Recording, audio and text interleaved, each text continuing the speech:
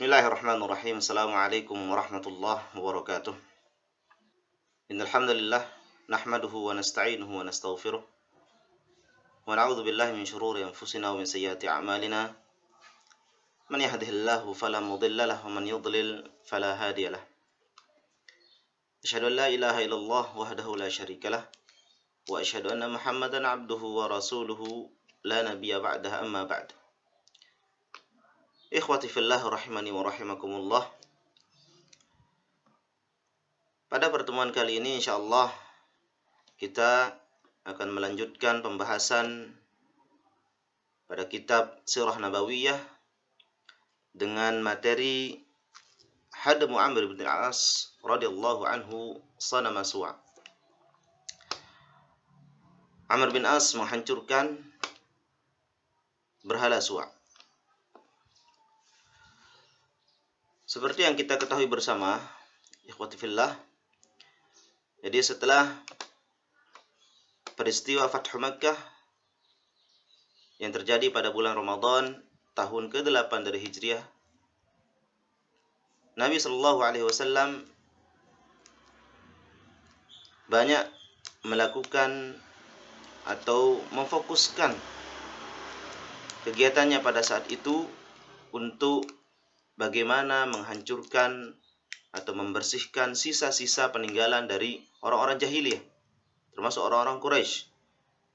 Dan di antara itu adalah patung-patung dan berhala-berhala yang masih banyak tersimpan di tempat-tempat atau di kabilah-kabilah sekutu dari orang-orang Quraisy. Salah satunya adalah Suwa. Yang mana Suwa ini adalah merupakan berhala atau sesembahan dari suku Huzail. Di sini Syekh mengatakan bu'itha Amr bin Al-As radhiyallahu anhu fi syahr Ramadan ila Suwa wa huwa li Huzail. Amr bin As radhiyallahu anhu pernah diutus oleh Rasulullah pada bulan Ramadan untuk menghancurkan berhala Suwa atau patung Suwa. Wa huwa li Huzail, dan patung tersebut, berhala tersebut merupakan sesembahan dari suku Huzail. Qala fa'ataituhu wa indahu sadin. Singkat cerita, Amr bin As menceritakan bahwa sesampainya Amr bin As di tempat pemujaan dari berhala Suwa ini, wa indahu sadin, ternyata di sana ada penjaganya, ada juru kuncinya. Faqala ma turid. Lalu penjaganya ini mengatakan apa? Apa yang kamu inginkan wahai Amr bin As? Qultu ahdumuhu. Saya berkata, ahdumuhu, saya akan menghancurkannya. Qala la taqdir ala dhalik. As-Sadin ini, penjaganya ini, dia mengatakan, kamu tidak akan mampu untuk melakukannya. Qultu, apa kata Amr bin As? 5. Mengapa? Qala tumna. Jelas, kamu akan dihalangi. Qultu, hatta al-an anta 'ala al-batil. Lalu saya berkata, kata Amr bin As, apakah sampai sekarang pun kamu masih dalam kebatilan? Karena peristiwa Makkah saat itu tentang penaklukannya tentu sudah tersebar kemana-mana. Dan tidak mungkin penjaganya ini, penjaga dari Suwa ini, tidak mengetahui tentang hal tersebut. Maka Amr bin As mengatakan, apakah kamu masih dalam kebatilan? Waihak, wa hal yasma'u yubsir. Celaka kamu. Apakah patung ini, Suwa ini, bisa melihat dan mendengar? Fadanautu minhu fakasartu. Lalu saya mendekati Suwa ini dan saya menghancurkannya, saya memecahkannya. Fakultu lissadin. Lalu setelah saya menghancurkan patung tersebut, saya berkata kepada sadinnya, pada penjaganya, kaifa ra'ait? Nah, bagaimana sekarang? Jadi Amr bin As ingin menegaskan bahwa patung yang mereka jaga, patung atau berhala yang mereka sembah, yang mereka puja-puja selama ini tidak bisa berbuat apa-apa. Kaifa ra'ait? Bagaimana, kata Amr bin As, setelah saya menghancurkannya? Qala aslamtu lillah. Maka setelah melihat kejadian itu, penjaganya ini langsung mengatakan aslamtu lillah. Saya masuk Islam. Maka Amr bin As telah menyelesaikan pekerjaannya, amanah yang diberikan oleh Rasulullah SAW untuk menghancurkan suwak tersebut. Dan bahkan penjaganya saat itu masuk Islam dengan kejadian itu. Karena melihat patung yang disembah, patung yang dibesarkan, patung yang diagungkan selama ini tidak bisa berbuat apa-apa. Bahkan tidak bisa mendengar, tidak bisa melihat, tidak bisa menjaga dirinya. Maka oleh sebab itu penjaganya pun masuk Islam dengan sebab itu. Baik. Lalu selanjutnya, ba'thu Sa'd bin Zaid radhiyallahu anhu li hadmi Manat. Lalu yang kedua, ketika Sa'd bin Zaid radhiyallahu anhu diutus untuk menghancurkan berhala Manat. Qala Syekh rahimahullah, thumma bu'itha Sa'd bin Zaid al-Ansari fi syahri Ramadan ila Manat. Sa'd bin Zaid juga diutus oleh Rasulullah pada bulan Ramadan untuk menghancurkan Manat.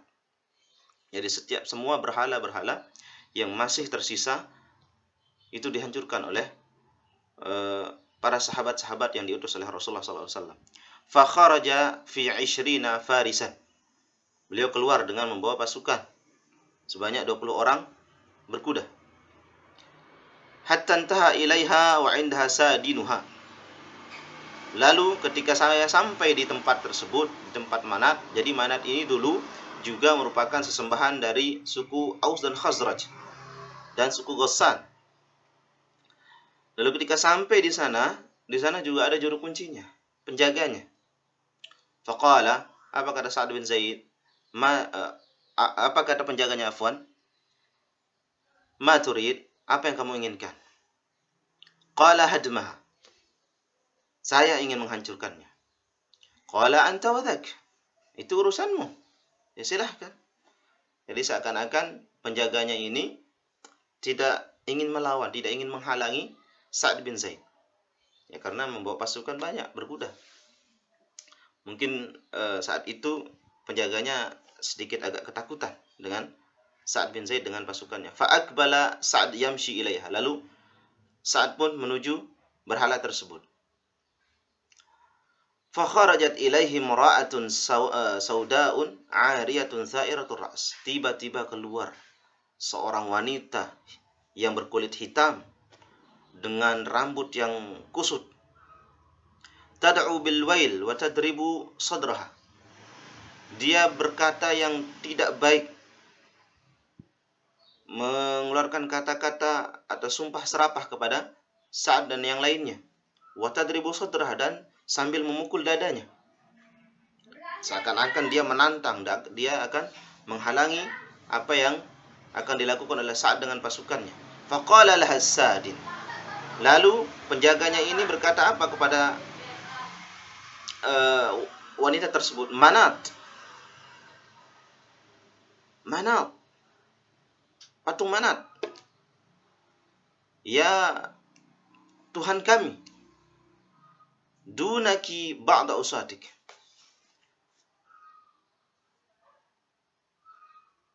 Jagalah mereka-mereka yang jagalah harga diri kamu dari orang-orang yang mendurhakaimu. Jadi Sa'din ini seakan-akan mendukung apa yang dilakukan oleh wanita ini juga, sambil berdoa kepada Tuhannya. Jagalah harga diri kamu dengan siapa-siapa yang mendurhakaimu, yaitu Sa'd bin Amr dengan Sa'd bin Yazid dengan pasukannya. Afwan. Fadarabaha Sa'd radhiyallahu anhu faqatalah. Tetapi Sa'd dengan mudah membunuh wanita tersebut yang menghalangi mereka. Karena dihalangi, tentu Sa'ad akan menghancurkan siapa saja yang menghalanginya. Lalu wanita tersebut dibunuh oleh Sa'ad bin Yazid. Wa akbala ila sanam fahadamah. Dan setelah membunuh wanita tersebut, Sa'ad pun menuju ke patung Manat dan menghancurkannya.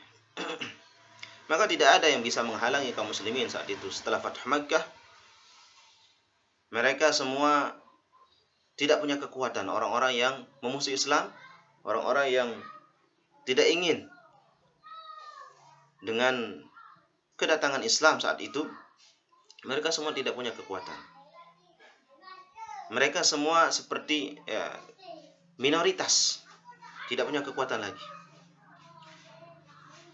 Dan dengan itu Rasulullah dengan kaum muslimin dengan sangat mudah, dengan sangat gampangnya bisa menghancurkan berhala-berhala yang masih ditinggalkan, yang masih disembah oleh orang-orang jahiliyah. Wa hakadha irtafa'at rayatul Islam fi Makkah wa ma haulaha. Dan seperti inilah bagaimana bendera Islam bisa berkibar di kota Makkah dan sekitarnya. Warahan nasu yan'amuna bi tauhidillah, dan kaum muslimin bisa dengan bebas, bisa dengan nyaman untuk bagaimana mereka mengesahkan Allah Subhanahu wa taala, mentauhidkan Allah Subhanahu wa taala dan beribadah kepada Allah Subhanahu wa taala. Ikhwati fillah rahimani wa rahimakumullah.